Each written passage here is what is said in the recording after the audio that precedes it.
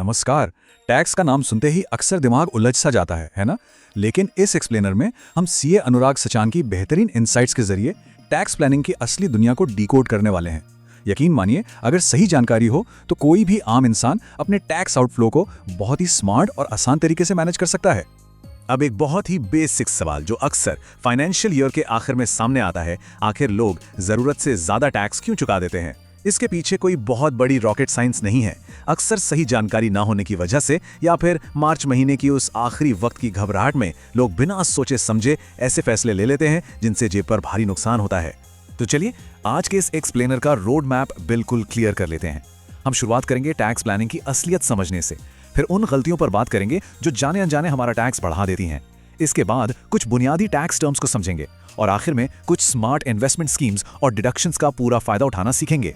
तो आइए सबसे पहले बात करते हैं टैक्स प्लानिंग की असलियत के बारे में। क्या ये सिर्फ पैसा बचाने का तरीका है? इस पर सीए अनुराग सचान ने एक बहुत ही कमाल की बात कही है। उनके मुताबिक टैक्स प्लानिंग सिर्फ बचत नहीं है, बल्कि ये असल में स्मार्ट वित्तीय निर्णय लेना है।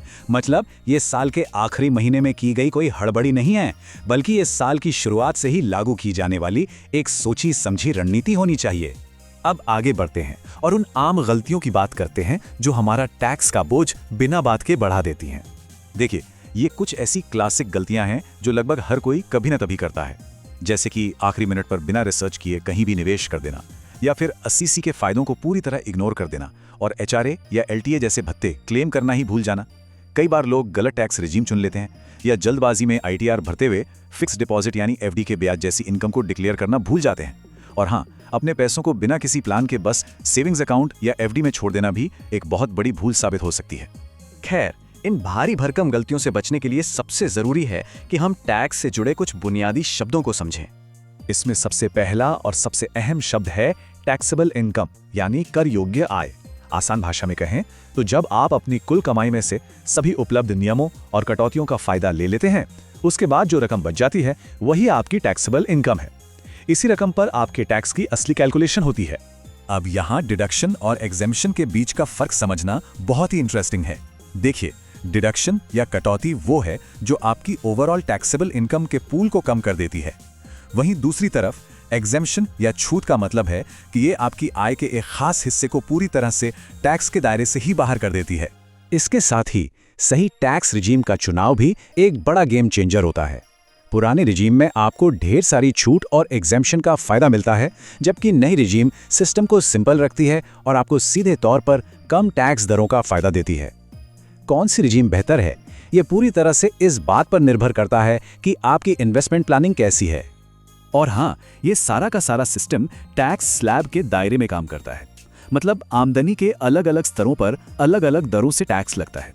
आपकी कमाई जिस स्लैब ब्रैकेट में आती है, आपको बस उसी के हिसाब से टैक्स चुकाना होता है। चलिए, थ्योरी तो बहुत हो गई, अब थोड़ा प्रैक्टिकल होते हैं और मार्केट में मौजूद smart tax saving investment schemes पर नजर डालते हैं। सच कहें तो टैक्स बचाने के लिए हमारे पास ढेरों ऑप्शंस मौजूद हैं। अगर आप सुरक्षित बचत चाहते हैं तो पीपीएफ और ईपीएफ जैसे शानदार विकल्प हैं।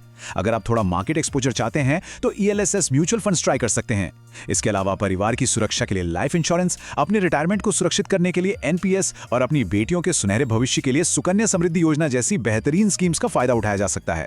लेकिन सिर्फ स्कीम्स के बारे में जानना ही काफी नहीं है। असली चुनौती ये है कि इन टूल्स का इस्तेमाल करके हम अपने भत्तों और कटौतियों का अधिकतम लाभ कैसे उठाएं। टैक्स की दुनिया में ये जो आंकड़ा है ना, 1.5 लाख रुपए, ये बड़ा ही जादुई है। सेक्शन 80C के तहत हर टैक्स पेयर को पूरे 1.5 लाख रुपए तक की शानदार छूट क्लेम करने का मौका मिलता है। अपनी आय के इस हिस्से को सही जगह निवेश करके आप सचमुच अपना एक बड़ा टैक्स बचा सकते हैं। पर रुकिए, कहानी सिर्फ 80C पर खत्म नहीं होती। उस 1.5 लाख की लिमिट के अलावा भी अगर आप नेशनल पेंशन स्कीम यानी एनपीएस में निवेश करते हैं तो आपको 50,000 रुपए की अतिरिक्त टैक्स छूट मिलती है। सोचिए, एक तरफ आपका रिटायरमेंट सुरक्षित हो रहा है और दूसरी तरफ आज आपका टैक्स भी बच रहा है। एक और बहुत जरूरी चीज है हेल्थ इंश्योरेंस।